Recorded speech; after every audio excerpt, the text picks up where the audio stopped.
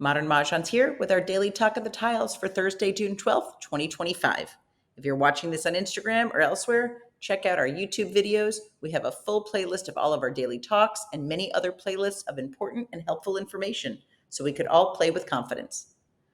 We are continuing in a series of understanding the why.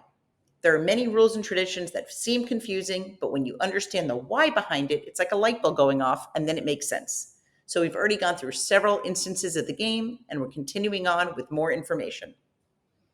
So why can we call when we discard a joker, joker, same, or the last discard? What's the reasoning, the why? Why is it strategic?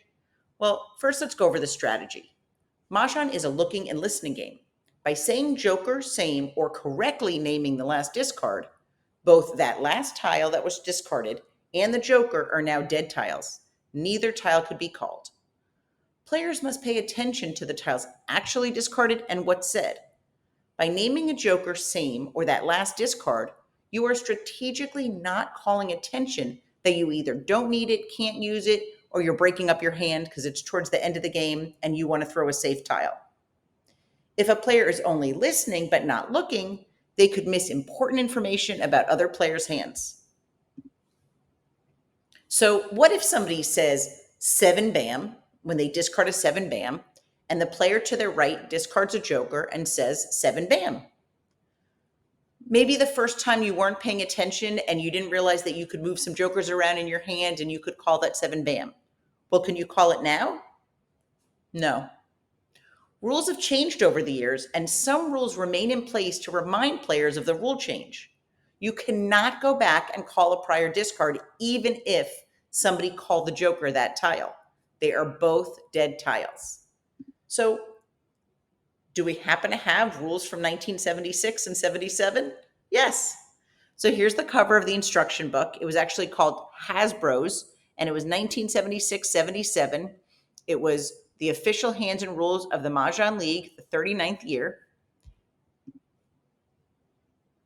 If a player discarded a tile and another player discarded a big joker, the prior tile that was discarded at the time could be called. And you wouldn't pick up the joker, you would pick up the tile before it. Please note, big X over the typo. This is the type. This is not true. This is no longer the rule. So the rule read, when two discards of the same tile are thrown in rapid succession and a player wishes to claim said tile, the second discard must be taken. So if somebody throws a 7 bam and then another 7 bam, you must take the second 7 bam. Except if the second discard is a big joker. In this case, the first tile must be claimed and the joker remains on the table as a dead tile. So that is a huge change from how the rules stand now. So while it is no longer the rule that a player can pick up the prior discard, what you can name the joker has remained the same. And it is still a valid option to name it joker, same, or the last discard. And if you correctly name it, both the joker and the tile that it covered, the prior discard, are both dead tiles and neither can be called. So I know there's people out there saying, but I read online that you could call a joker if it's misnamed. We like to call that payment by penalty. If somebody discards a joker and incorrectly names it a tile other than what was last discarded, if and only if before they correct it, someone calls that for Mahjong, they get the win and the person that discarded pays for the table. If it's for an exposure and somebody starts exposing tiles, they have a dead hand and there's no penalty to the person that threw the tile and misnamed it. So correctly named joker, dead tile, prior tile that was discarded, dead tile.